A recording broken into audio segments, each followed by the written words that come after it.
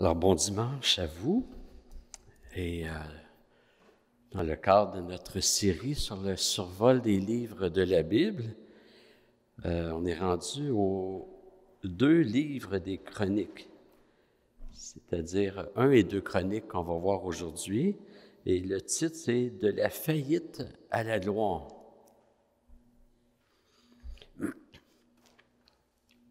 Et tout comme les 2 livres de Samuel n'en formaient qu'un seul à l'origine, et même chose pour 1 et 2 Rois, les 2 livres des Chroniques n'en formaient qu'un seul dans le canon juif. Donc, on va regarder ça dans une seule prédication, et on va lire 2 Chroniques 36, versets 14 à 23, qui vont apparaître à l'écran. Tous les chefs des sacrificateurs et le peuple multiplièrent aussi les pires infidélités, suivant toutes les horribles pratiques des nations.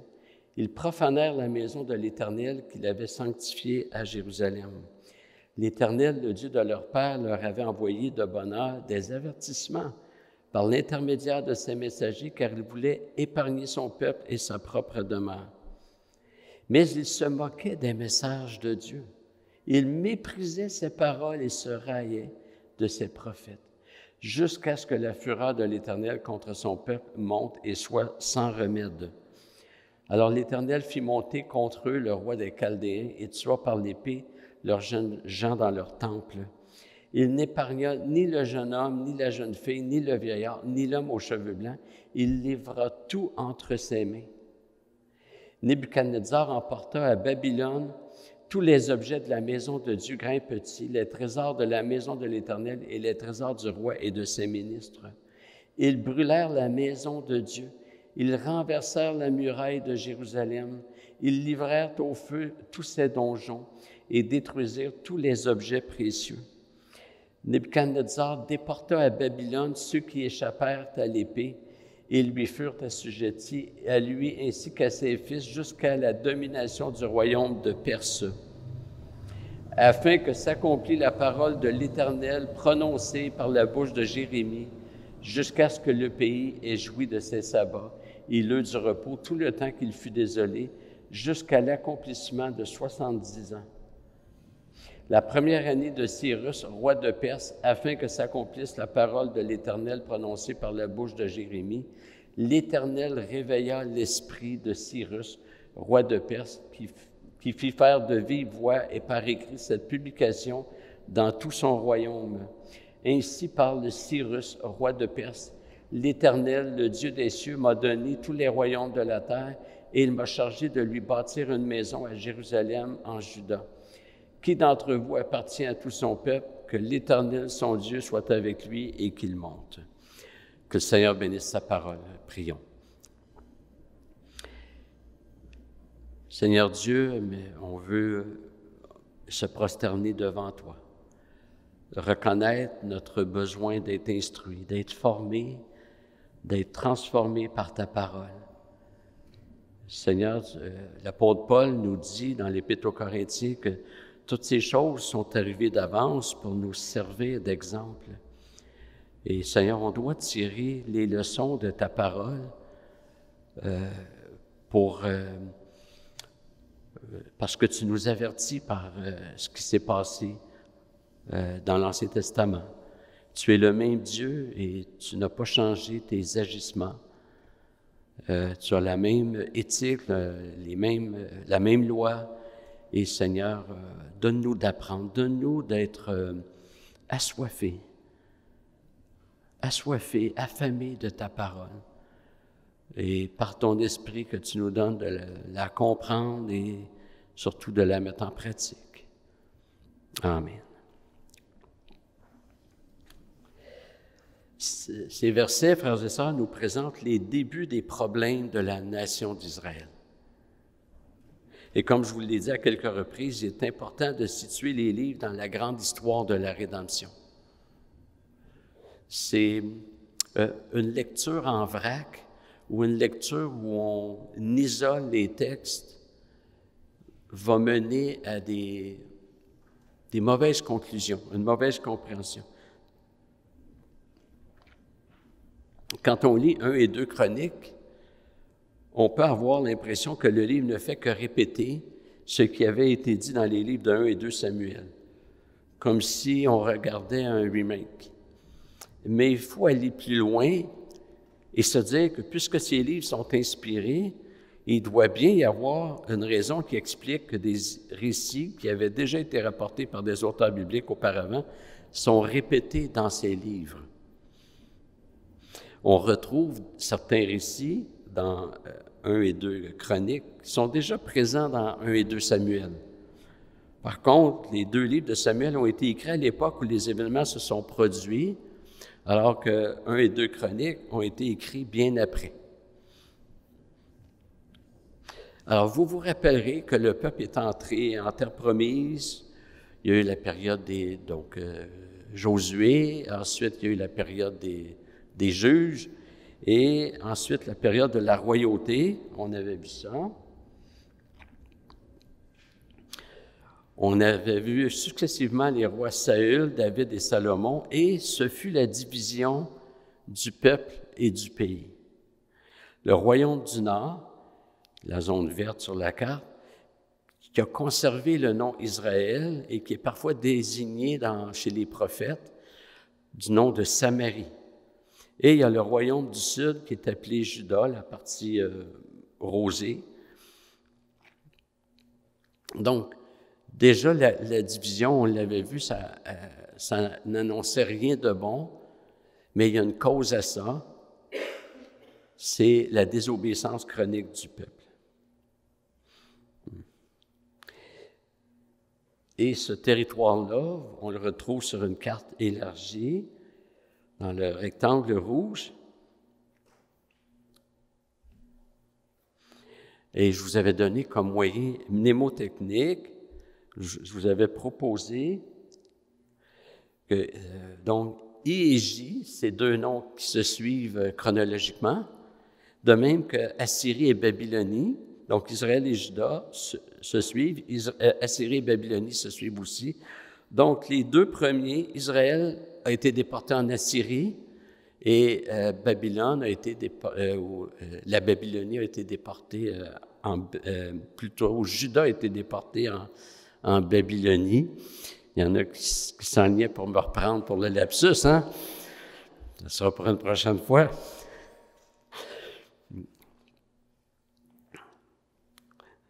Donc, la désobéissance chronique et résolue du peuple de Dieu, et on l'a lu, c'était un rejet de la parole, un mépris, on se moquait de ce que Dieu disait. C'est rendu grave. Là, on parle du peuple qui a été racheté, délivré d'Égypte, que Dieu a pris soin, un peu comme l'aigle prend soin de ses petits, que Deutéronome dit. Ce qui peut surprendre du premier livre des Chroniques, c'est son début. En fait, les 9 premiers chapitres du premier livre présentent des généalogies en débutant à Adam. Et c'est le genre de lecture qu'on a tendance à dire « bah, ça ne m'apportera rien, ça. On va traverser ça, ou on va lire juste pour la forme, ou on ne lira pas. » Rappelons-nous ce que Paul dit à Timothée, « Toute écriture est inspirée de Dieu et utile. » Puis là, je ne me rappelle pas de l'ordre, pour enseigner, pour convaincre, pour redresser, pour instruire dans la justice. Mais c'est toute écriture, incluant les généalogies. Parfois, quand on arrive sur les généalogies, on a l'impression d'avoir un désert du Sahara à traverser. Ça va être sec, ça va être drabe. Mais si la Bible présente des généalogies, c'est pas pour que nos Bibles soient un peu plus épaisses. Il y a des raisons, et il y a même des richesses théologiques.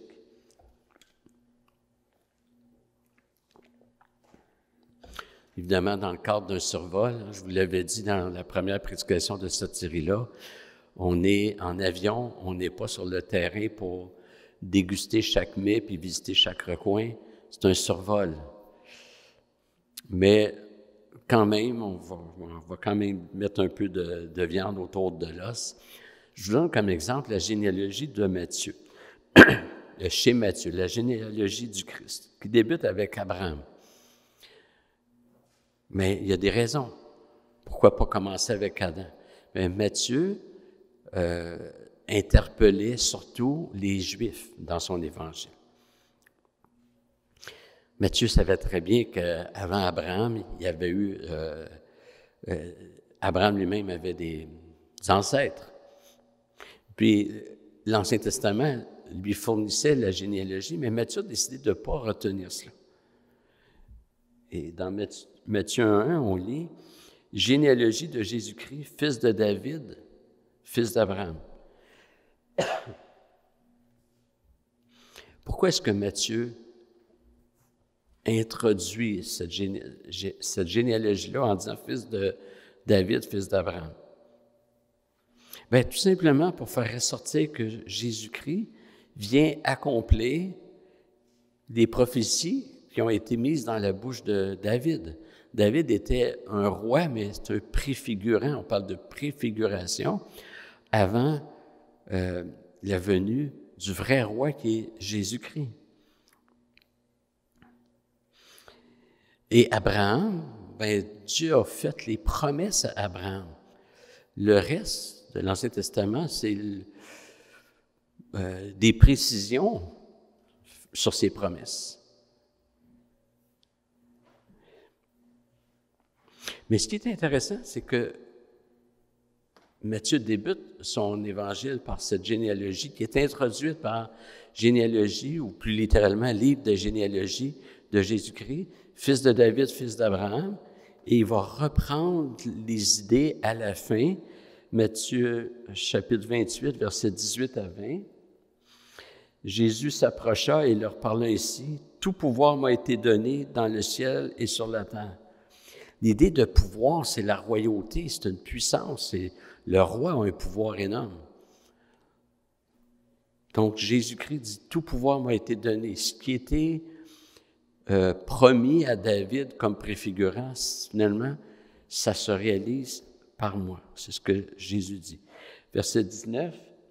« Allez, faites de toutes les nations des disciples, baptisez-les au nom du Père, du Fils et du Saint-Esprit, et enseignez-leur à garder tout ce que je vous ai prescrit, et voici, je suis avec vous tous les jours jusqu'à la fin du monde. » L'idée de faire de toutes les nations des disciples, c'est l'accomplissement de la promesse faite à Abraham.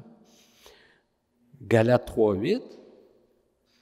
Aussi, l'Écriture, prévoyant que Dieu justifierait les païens par la foi, a d'avance annoncé cette bonne nouvelle à Abraham, « Toutes les nations seront bénies en toi. » Voyez comment la généalogie chez Matthieu sert à introduire le ministère de Jésus-Christ et de démontrer que Jésus-Christ accomplit cela. Et à la fin, Jésus-Christ dit, « Bien, ça y est, c'est fait. Tout pouvoir m'a été remis. » Et il envoie les disciples annoncer l'Évangile à toutes les nations. Promesse faite à Abraham. Il n'y a pas de généalogie qui est là juste pour la forme. Il y a vraiment du contenu. J'ai pris cette généalogie-là parce qu'elle m'apparaît plus évidente. Luc présente la généalogie de Jésus, mais elle est complètement différente. Et lui va remonter jusqu'à Adam. Luc s'adressait à des chrétiens d'origine païenne. Et il fait remonter jusqu'à Adam. Et dans les livres des Chroniques, la généalogie débute aussi par Adam. Et ça nous montre plusieurs vérités. C'est pas à partir d'Abraham que Dieu a commencé à sauver du monde, à se faire un peuple. Bien que c'est à Abraham que Dieu a fait les promesses, il a sauvé des personnes bien avant. Je crois qu'Adam et Ève étaient sauvés, je vous l'ai souvent dit, parce que quand ils ont péché, ils n'ont pas été maudits. Le sol a été maudit, le serpent a été maudit. Il faut attendre Caïn pour voir un homme être maudit. La première malédiction prononcée contre un homme, c'est contre Caïn, pas contre Adam et Ève. Puis c'est un indice parmi d'autres. Concernant Abel, le chapitre 11 d'Hébreux nous dit que c'est par la foi qu'il a offert un sacrifice supérieur à celui de Caïn et qui a été déclaré juste. Et on pourrait regarder les personnages d'Énoch qui fut enlevé de sorte qu'il ne vit pas la mort, Noé qui trouva grâce auprès de Dieu. Donc Dieu a commencé à se faire un peuple bien avant Abraham. Et en lien avec ce point, la généalogie au début d'un Chronique nous montre que Dieu n'a toujours eu qu'un seul plan. Depuis la création du monde, le Seigneur accomplit son plan. Le seul plan qu'il a toujours eu, celui de se faire un peuple en le rachetant par l'œuvre de son Fils. L'idée que Dieu a toujours eu plusieurs plans doit être complètement rejetée. Dans certains milieux, on enseigne que Dieu a eu un plan pour l'humanité avant la chute. Puis après ça, ils ont chuté. Dieu donne un autre plan. Puis là, ils disent que ça termine par un échec, constamment. Alors, Adam et Ève, la chute, c'est un échec. Ensuite, ils appellent ça la conscience. À partir de la chute, l'échec, c'est Babel. Et après ça, Dieu passe ça avec un autre plan, avec Noé. Puis là, la chute de mémoire, c'est se retrouver en Égypte, etc. Puis comme j'ai déjà dit, à force de voir Dieu qui a un plan A, puis un plan B, puis un plan C, on finit par se planter. Dieu a toujours eu un seul plan. Un seul plan. Et il n'y a pas d'échec pour Dieu. Il accomplit parfaitement son plan.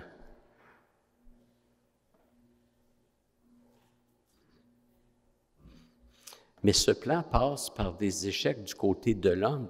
De toute façon, l'homme pécheur est toujours en échec. L'homme pécheur ne peut pas réussir. Adam et Ève auraient pu résister. Il y avait vraiment le libre arbitre sans être esclave du péché. Alors, je ne ferai pas un débat matin sur la question du libre arbitre, quoi, ce serait passionnant, mais disons pour l'instant qu'il n'y avait pas la nature pécheresse avant de pécher. Il y avait la possibilité de pécher, mais il n'y avait pas la nature pécheresse qui faisait que leur intelligence était obscurcie, contrairement à toute la descendance, c'est-à-dire toute l'humanité. Alors, ils ont péché. Ils ont placé leur statut sous la domination satanique. Dieu leur avait donné la domination. Faisons l'homme à notre image, à notre ressemblance, afin qu'il domine sur les poissons, les oiseaux, etc. Et depuis la chute, peut-être qu'on pourrait accueillir. Est-ce que quelqu'un pourrait aller? Éric, merci.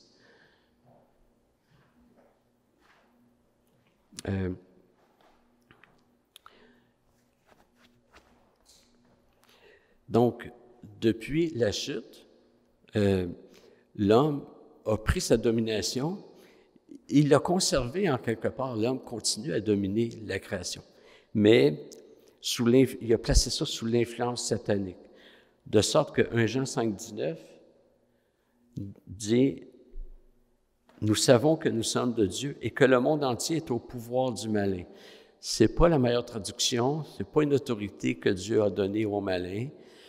La meilleure traduction, ce serait plus sous la forte influence du malin. Et le malin fait bien le malin, mais ce n'est que pour un temps. D'une part, notre Dieu n'a jamais perdu le contrôle de sa création. Il ne faut pas penser que Dieu a repris la souveraineté avec Jésus-Christ. Dieu l'a toujours gardé, même quand Satan influençait, ça s'est toujours passé sous le contrôle de Dieu. On le voit avec Job. Satan veut narguer Job pour le discréditer. Il a dû demander la permission à Dieu. Puis Dieu lui a dit, oui, voici ce que tu peux faire, mais tu ne dépasses pas telle limite. À 2 reprises, dans Job 1 et dans Job 2. Et Ça s'inscrit dans son plan. Quand Dieu fait cela, c'est pas qu'il attend pour son plan, ça s'inscrit dans son plan. Et à travers toute l'Ancienne Alliance, et ceux qui suivent les méditations, vous allez voir bientôt, là, quand il est question du figuier qui ne porte pas de fruits, de Jésus qui rentre dans Jérusalem sur un ânon. Il y a beaucoup de symbolisme là-dedans. Le symbolisme, ça ne signifie pas que ce n'est pas arrivé. Ça signifie, mais c'est arrivé, mais Jésus a choisi un ânon parce que l'ânon avait un symbolisme fort. Mais Dieu a travaillé à travers des ombres sous l'Ancienne Alliance. Des ombres, c'est des choses qui, comme une maquette, hein, je l'ai souvent dit. Une maquette d'hôpital, ça ne soigne pas personne. Mais il agit à travers des ombres.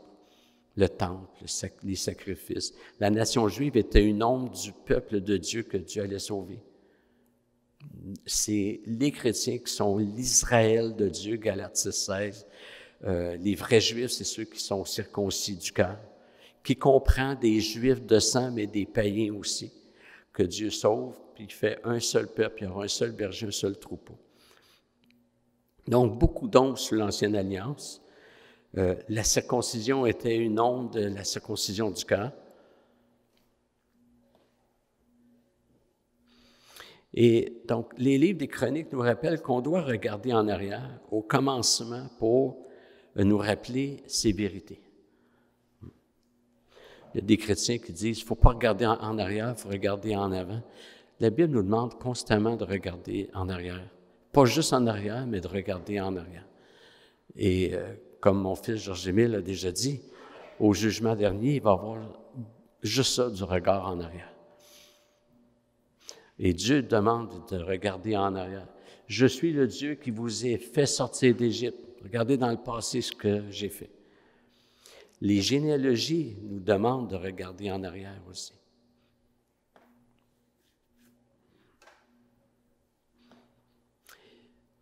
Je vous ai déjà raconté, je ne veux pas faire trop de digression, mais quand je suis devenu pasteur en 2003, j'ai cherché un livre pour enseigner les nouveaux chrétiens. Alors, je suis allé voir à la CLC, Croisade du Livre chrétien, c'était la librairie la plus garnie à ce moment-là. Puis, je n'ai pas trouvé d'études qui incluaient un chapitre ou une section sur la création ou sur le péché. J'ai trouvé ça horrible.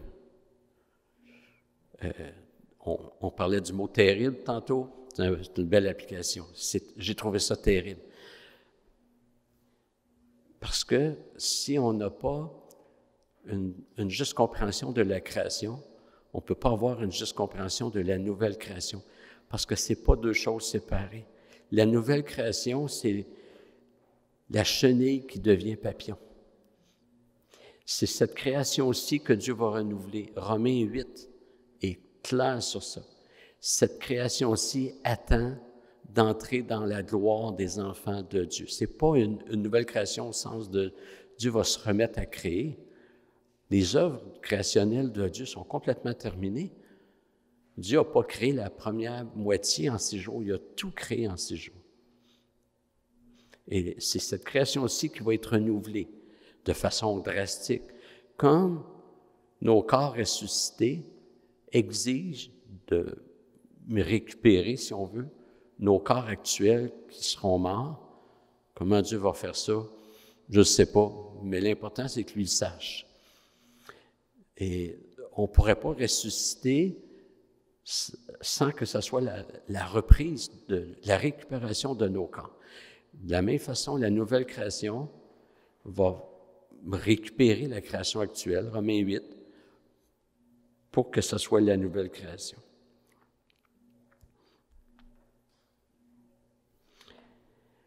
Donc, les généalogies qui remontent à Adam, ça nous rappelle qu'on vient tous d'un seul qui a péché. C'est très important. La troisième idée qui vient avec la question des généalogies, c'est que notre Dieu est le Dieu de l'histoire. C'est unique dans tous les livres que les religions considèrent comme saint. Notre Dieu est le Dieu de l'histoire. L'histoire de la Bible couvre 4000 ans, de la création jusqu'à l'ère apostolique. Puis là, bien, dépendamment de l'interprétation de l'Apocalypse, il y en a qui vont dire que ça va s'étendre. Mais disons, au moins 4000 ans, ça, on est au moins d'accord sur ça. Et notre Dieu, le Dieu de l'histoire, c'est son histoire. C'est l'histoire que Dieu a décrétée, sur laquelle Dieu a le parfait contrôle, et tout ce qui arrive s'inscrit dans le plan de Dieu. Il est le commencement et la fin, l'alpha et l'oméga. Tout est de lui, par lui et pour lui. La généalogie nous conduit aussi sur la doctrine de l'élection. Pratiquement à chaque génération, les généalogies présentent un homme et ses fils. La généalogie de ses fils est aussi présentée, mais après quelques générations, on se rend compte que la majorité des fils ne sont plus considérés dans les généalogies, sauf un. Il y a toujours une lignée qui reste. Toujours une lignée. Abraham a 2 fils, Ismaël et Isaac. Mais à un moment donné, Ismaël, on ne sait pas trop ce qui arrive. Isaac continue, c'est la lignée qui mène au Christ. Isaac a 2 fils, Ésaü et Jacob. Ésaü, on le perd de vue. Jacob, la lignée qui mène au Fils.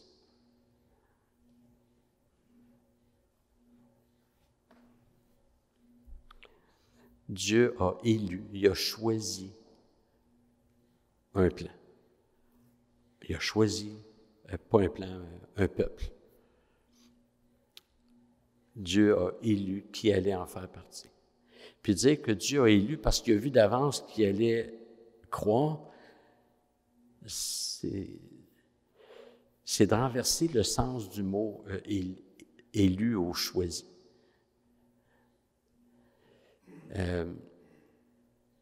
Parce que finalement, si Dieu a choisi juste ceux qui allaient choisir Dieu, ça veut dire que c'est les personnes qui choisissent Dieu avant que Dieu choisisse. Donc, Dieu n'a rien choisi. C'est une entourloupette, une gymnastique intellectuelle pour supprimer toute la portée du mot élire, qu'on rencontre à plusieurs reprises. Hein, Jésus-Christ va revenir avec ses élus, etc. Paul dit, nous savons que vous êtes élus, il nous a élus avant la fondation du monde. Mais le mot a son sens, et de trouver une gymnastique, une entourloupette pour supprimer la portée du mot élire, c'est pas une bonne idée de faire ça. Prenons le mot avec ce qu'il veut dire. Et Romains 9 est tellement clair. Ésaü et Jacob, Dieu a aimé Jacob et a haï Ésaü. Bon, c'est un hébraïsme qui veut dire qu'il n'a pas aimé du plus grand amour. Je ne peux pas développer ça. Je pense que c'est le matin des digressions. Je pense qu'on va dîner un petit peu plus tard aujourd'hui. Non, je vais essayer de reprendre plus rapidement. Mais dans Romains 9, vous irez voir ça, c'est clair que l'élection ne repose pas sur les individus, mais sur Dieu. Dieu a dit avant qu'il naisse, j'ai aimé Jacob, j'ai haï Ésaü. Pas pour montrer que Dieu voit d'avance. Paul dit afin de démontrer que l'élection dépend de celui qui appelle. Celui qui appelle, c'est Dieu. Noé a eu 3 fils. Le seul qui est de la lignée élue, c'est Sem, qui a donné sémitisme ou antisémitisme. Contre le peuple juif, ça vient du nom de Sem. Abraham a eu plusieurs enfants, j'en ai parlé. Donc, on voit l'élection, au moins dans la période des patriarches. Et les généalogies bibliques visent presque toujours à faire ressortir la place accordée à la descendance de la femme dans Genèse 3,15, qui représente l'ensemble de tous les croyants. Les généalogies visent également à montrer la légitimité dans certains cas. Par exemple, pour servir au temple, il fallait être de la lignée ou de la tribu de Lévi, les Lévites. Et pour la royauté, il fallait être de la tribu de Juda. Et les généalogies bibliques nous conduisent au Christ. Il est de la tribu de Juda, il est le lion de Juda. Autre point sur les généalogies et en lien avec l'élection, c'est que les généalogies font ressortir ce qu'on appelle la théologie du reste. C'est un terme qui est employé chez les prophètes, en particulier Ésaïe, mais Michée aussi, et probablement d'autres. Paul en parle dans Romains 9 à 11. Quand on parle du reste, on parle que c'est pas tous les Juifs qui sont sauvés, mais toujours un faible reste. Je me rappelle, il y a plusieurs décennies, il y avait une annonce du café Nabob.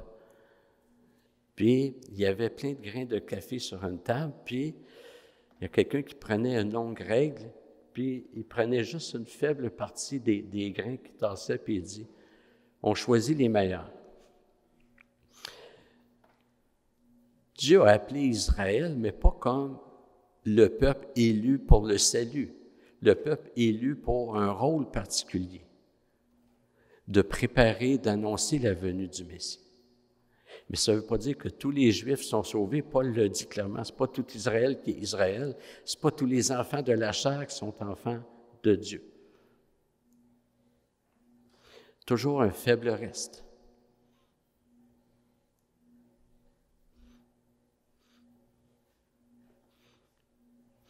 Je ne vois aucun texte de la Bible, Ancien Testament ou Nouveau Testament, qui annonce que tous les Juifs vont être sauvés. Je vois le contraire. Quand Jésus ou Jean-Baptiste disent à des pharisiens qui étaient biologiquement des enfants d'Abraham, ils traitent de race de vipères. Ça, c'est synonyme de descendance du serpent dans Genèse 3,15. Vous prétendez avoir Abraham comme père, mais votre père, c'est le diable que Jésus dit dans Jean 6.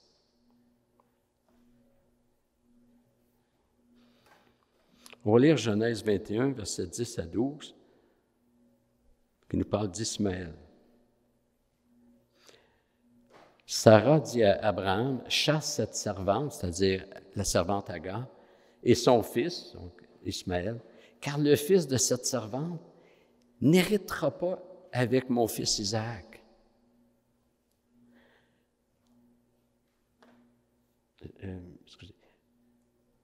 Cette parole déplut fort à Abraham à cause de son fils. Mais Dieu dit à Abraham, « N'aie pas de déplaisir à cause du garçon et de ta servante. Accorde à Sarah tout ce qu'elle te demandera, car c'est par Isaac que tu auras une descendance qui porte ton nom. » Tout au long de l'histoire de l'humanité, le Seigneur a conservé un reste selon l'élection. Pendant plusieurs siècles, ce reste était pratiquement confiné au sein de la nation juive. Mais il y a eu des exceptions. Dans 2 Rois 5, je pense, Naaman le Syrien, c'est un Syrien, il a été sauvé. La veuve de Sarepta, dont Jésus parle dans Luc, et aussi, il y a d'autres non-juifs, on peut penser à Ruth, qui a été sauvée. Des non-juifs. Mais c'était plutôt rare. Depuis la Pentecôte, les portes sont grandes ouvertes aux nations. La notion de reste est devenue multiethnique. Les modalités de l'alliance que Dieu avait faite avec Israël, c'était que le Juif qui croit est sauvé. Donc, ce n'est pas tous les Juifs. Il y a quelqu'un d'autre à l'arrière. Et un non-juif pouvait être intégré s'il croyait. La Pentecôte arrive, les mêmes modalités demeurent, mais la surprise, ce n'est pas les modalités, c'est les proportions. On découvre que finalement, il y a peu de Juifs qui croient réellement au Messie, et il y a beaucoup de non-Juifs qui adhèrent. Mais ces deux clauses-là étaient déjà présentes. C'est juste les proportions qui nous surprennent.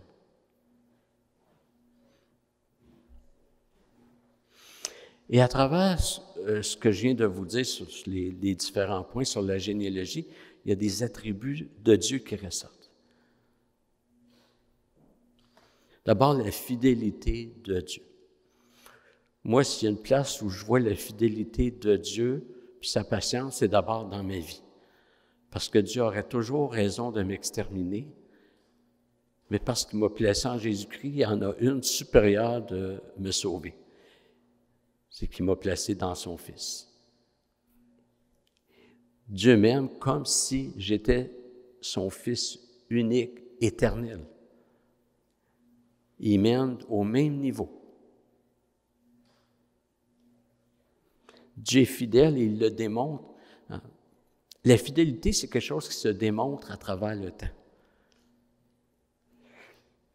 Dans un mariage, l'homme et la femme se promettent fidélité.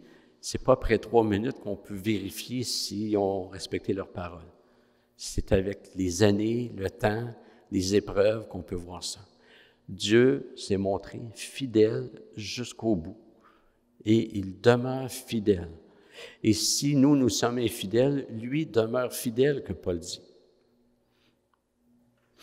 Dieu a maintenu une descendance, un reste, selon l'élection de sa grâce. Et Paul en parle dans Romains 9 à 11 encore. En fait, on va arriver bientôt au chapitre 9, les mercredis soirs. En fait, il reste un chapitre et 3/4 à voir avant, mais ça s'en vient. Donc, la fidélité de Dieu, mais aussi la souveraineté de Dieu. Elle est aussi exprimée dans les généalogies. Dieu est souverain dans ses jugements comme dans ses actes de rédemption. On va le voir en conclusion. C'est un non-juif que Dieu va susciter pour sauver son peuple. Dieu est souverain, pas juste sur des individus de race juive, il est souverain sur toute l'humanité. Dieu incline le cœur du roi. Finalement, je dirais que la généalogie biblique nous donne beaucoup d'espoir pour nos enfants. On lit en Acte 2, versets 38 et 39, Pierre leur dit, « Repentez-vous et que chacun de vous soit baptisé au nom de Jésus-Christ pour le pardon de vos péchés, et vous recevrez le don du Saint-Esprit. Car la promesse est pour vous, pour vos enfants, et pour tous ceux qui sont au loin, en aussi grand nombre que le Seigneur, notre Dieu, les appellera. » Il ne faut pas arrêter la phrase au mot « enfant ». Je vous le dis parce que ça m'arrive d'entendre ça. La promesse est pour vous et pour vos enfants. Mais le verset continue. Pour tous ceux qui sont au loin, en aussi grand nombre que le Seigneur notre Dieu les appellera. Ça va selon l'appel. Ce n'est pas tous les enfants de façon absolue. C'est en aussi grand nombre que Dieu les appellera.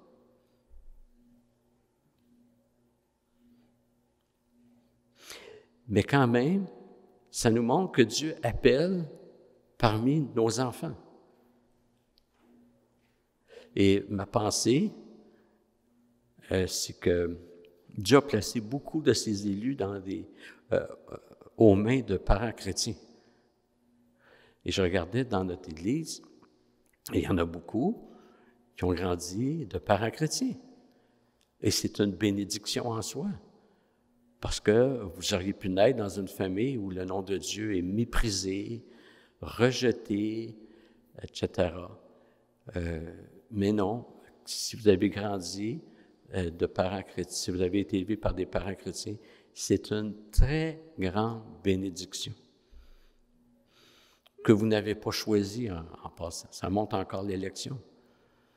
Hein? On aurait tous pu naître au Zimbabwe il y a 4000 ans derrière un buisson. On n'aurait jamais entendu d'Évangile. Mais Dieu nous a placés dans un contexte où on a entendu l'Évangile, puis il nous a sauvés. Il nous a donné des yeux pour voir, des oreilles pour entendre. Dieu a choisi. Les enfants de famille chrétienne ne gaspillaient pas ce privilège. Ne gaspillez pas ce privilège. En fait, la Bible dit que ceux qui ont entendu plus puis qui rejettent vont être jugés plus sévèrement lors du jugement dernier. Peut-être que vos parents ne sont pas aussi riches que d'autres. Peut-être que vos parents ne sont pas aussi permissifs que d'autres. Et j'espère en quelque part qu'ils ne sont pas aussi permissifs que des païens. Ça serait bon signe. Mais la plus grande richesse, c'est que vous grandissiez dans un foyer chrétien. Vous êtes exposé à l'Évangile, vous êtes instruit dans la vérité, vous êtes témoin du témoignage de vos parents qui persévèrent dans la foi. Vous avez été les témoins privilégiés de certaines difficultés et vous êtes témoin de comment ils ont appliqué l'Évangile. Oui, il n'y a rien de parfait. Il n'y a rien de parfait. Mais c'est une bénédiction. La famille, c'est un lieu fantastique institué par Dieu pour son plan.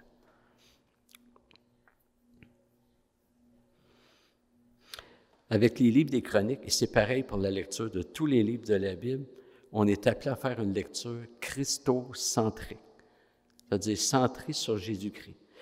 Comment les textes m'amènent à Jésus-Christ, à sa personne, à son plan.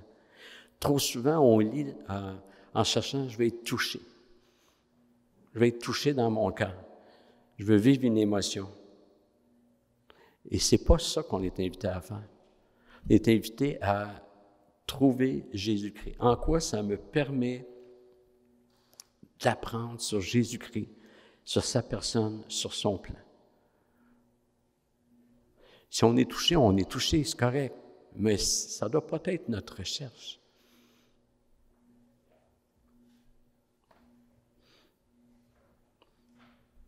Et dans les livres des Chroniques, le texte nous prépare à la venue de Jésus-Christ le premier.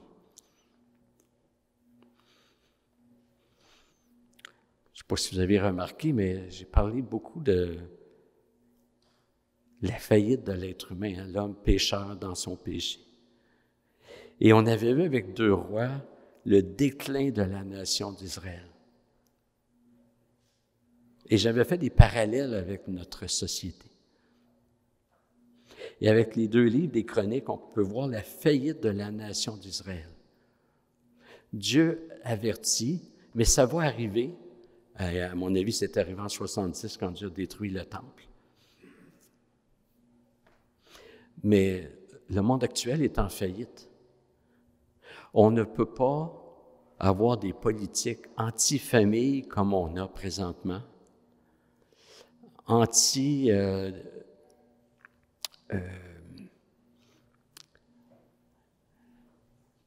anti-engendrement, c'est-à-dire des politiques qui favorisent les petites familles.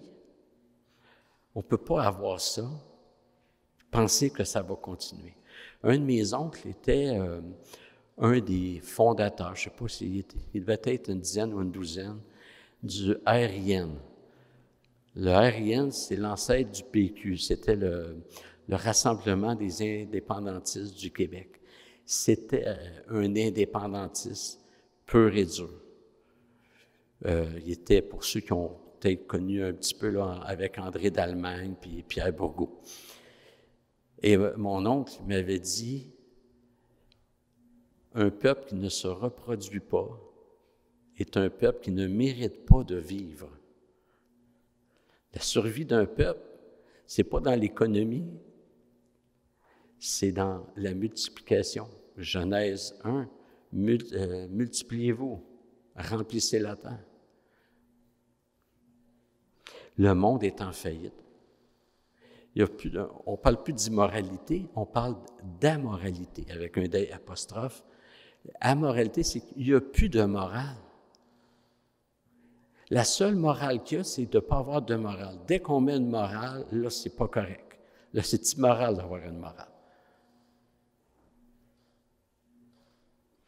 Frères et sœurs, on voit autour de nous des familles en faillite. Peut-être pas en faillite financière, mais des faillites familiales. Un de personne de ma famille un petit peu large, je vais rester vague, m'a déjà dit, je me regarde, moi avec mes enfants, c'est un fiasco. Il l'a constaté sur le temps. C'est un fiasco. Il y a déjà une lucidité pour voir ça. Des couples brisés, des enfants qui ne parlent plus à leurs parents et qui pensent juste à partir de la maison, pas pour s'assumer, pour se débarrasser de leurs parents. Des personnes âgées qui sont déposées dans des institutions comme si c'était des entrepôts en attendant que la maison funéraire vienne les chercher un à un. Des enfants qui sont confiés au gouvernement dans des garderies, dans des écoles, et peu à peu, la relation parent-enfant se dissout. Puis on se fait des raisonnements pour accepter ça. Ils ont besoin de sociabiliser, j'ai pas ce qu'il faut pour enseigner, etc. Savez-vous qu'il y a eu une étude de fait à l'Université Concordia? Je l'ai dans mon ordi, là, mais une grosse étude sur l'école maison qui démontre que les enfants qui ont fait l'école maison arrivent au cégep ou à l'université et ils réussissent en moyenne beaucoup mieux que les autres. Ça, c'est une étude de l'Université Concordia à Montréal. Mais on se débarrasse de nos familles. Les individus aussi sont en faillite. Comme si c'était une jungle, chacun cherche à sauver sa peau dans un chacun pour soi. On dénonce la corruption d'un bord, puis on en a dans nos vies, puis ça, c'est pas grave. Pendant ce temps-là, les dépressions, les suicides, les découragements se multiplient. Les repères sont perdus. Les gens n'ont plus de repères. Quand j'avais donné des conférences en Alsace, le titre d'une de mes conférences, c'est « Un enfant sans père, c'est un enfant sans repère ».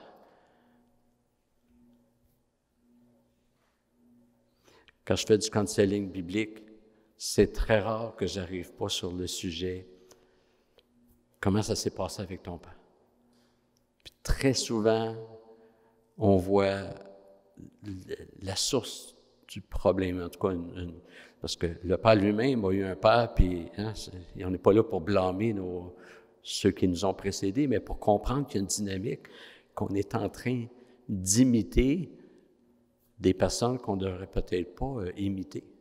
Comme moi, j'ai déjà dit à mes enfants, ne m'imitez pas, imitez Jésus-Christ. Quand Paul dit « imitez-moi », là, il n'est pas en train de dire « moi, je suis bon ». Il dit « imitez-moi », mais lui-même imite Jésus-Christ. Donc, faites comme moi, imitez Jésus-Christ, autrement dit. L'homme pécheur est en faillite, familiale, morale, spirituelle, à tout point de vue.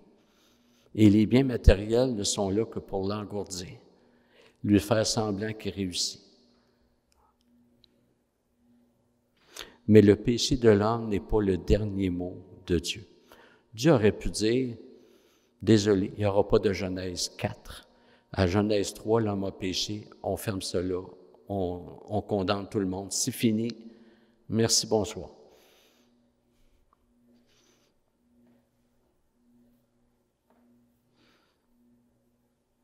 Alors que les deux livres des Chroniques présentent la descente du peuple de Dieu, le premier livre, après les 9 chapitres, présente les généalogies, expose ensuite la royauté de David.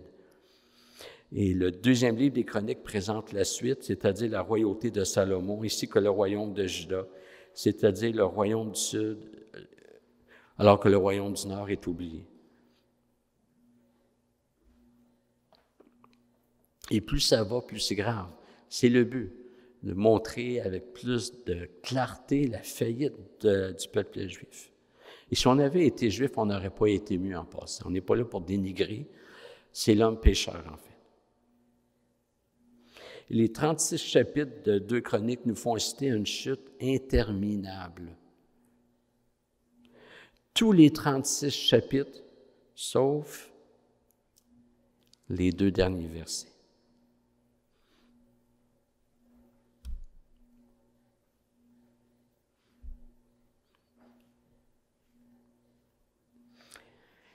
la première année de Cyrus, roi de Perse, il n'était pas juif, roi de Perse, afin que s'accomplisse la parole de l'Éternel prononcée par la bouche de Jérémie, l'Éternel réveilla l'esprit de Cyrus, roi de Perse, qui fit faire de vive voix et par écrit cette publication dans tout son royaume.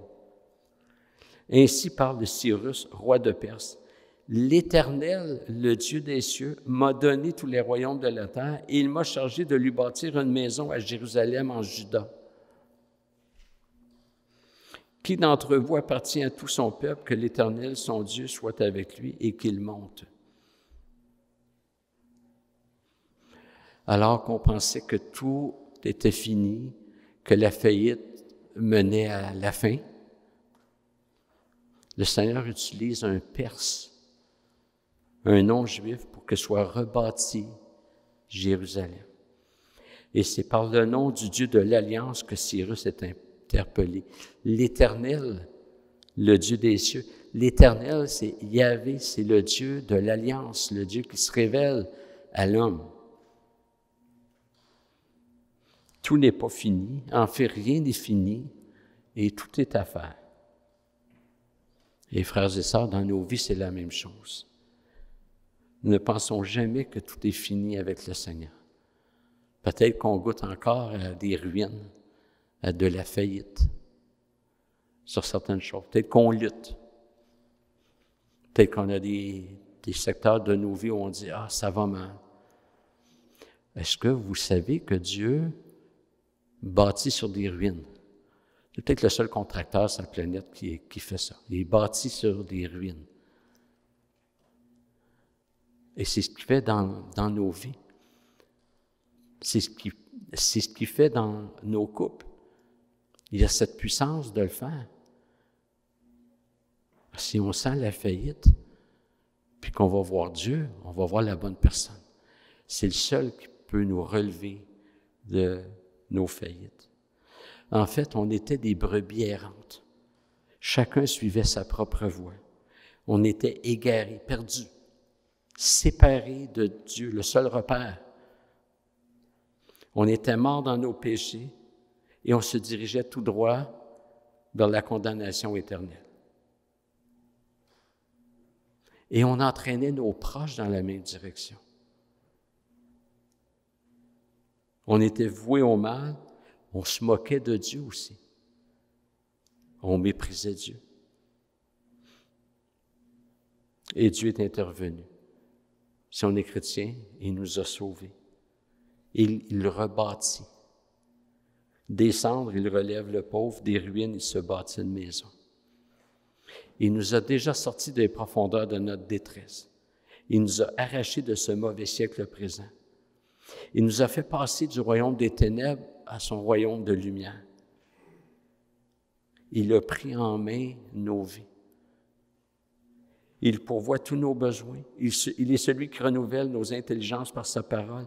Il nous sanctifie tout entier, corps et âme. Il ne permettra pas que notre pied chancelle. Et si nous tombons, il nous relèvera. Il assure notre départ comme notre arrivée. Il ne nous abandonnera pas, ne nous délaissera pas.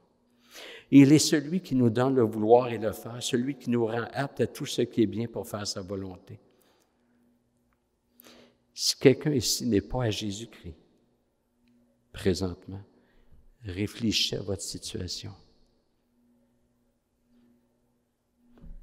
C'est triste, mais j'ai le devoir de vous dire que si c'est votre cas, si vous n'êtes pas chrétien, vous vivez sur du temps emprunté, mais vos vies sont en faillite. Les lettres de syndic sont déjà dans la poste. Le huissier s'en vient. Vos vies sont en faillite. Même si vous mettez de la musique, ça ne changera pas votre situation. Vos vies sont en faillite. Vous êtes esclaves de vos péchés et la Bible dit que vous êtes morts. Mais la bonne nouvelle, puis il n'y a pas deux bonnes nouvelles, il y en a juste une. Mais c'est correct, on n'a pas besoin d'une autre. La bonne nouvelle, c'est que celui qui a le pouvoir de rebâtir offre le pardon. Non seulement le pardon de vos péchés, mais la reconstruction complète de vos vies. Le seul qui peut rebâtir vos vies, c'est le Christ. Il est mort, payant ici pour tous les péchés de son peuple, et il est ressuscité. C'est la preuve que sa mort est agréée par le Père, et c'est l'assurance pour nous que notre foi n'est pas vaine. Les livres des Chroniques sont sombres, désespérants, mais ils se terminent par cette petite lumière messianique. Dieu annonce qu'il va tout reconstruire, qu'il va restaurer, qu'il va ramener les siens dans la bénédiction. Et au-delà du temple juif, c'est toute la création qui sera renouvelée, alors que nos âmes puissent être rafraîchies par les promesses glorieuses de notre Sauveur. On va prier. Seigneur Dieu, merci de nous rappeler ces choses qui sont salutaires pour nous. Seigneur, si on est chrétien, de se rappeler que nos vies étaient en faillite, ça nous encourage à persévérer dans tes voies. Et Seigneur, donne-nous de te faire confiance en toutes choses. Et Seigneur, si quelqu'un ici ne t'appartient pas, je te prie de parler à son cœur, qu'il puisse réaliser sa faillite et qu'il puisse venir à Jésus-Christ dans une démarche de repentance et d'abandon complet pour vivre la vie du ressuscité. Amen.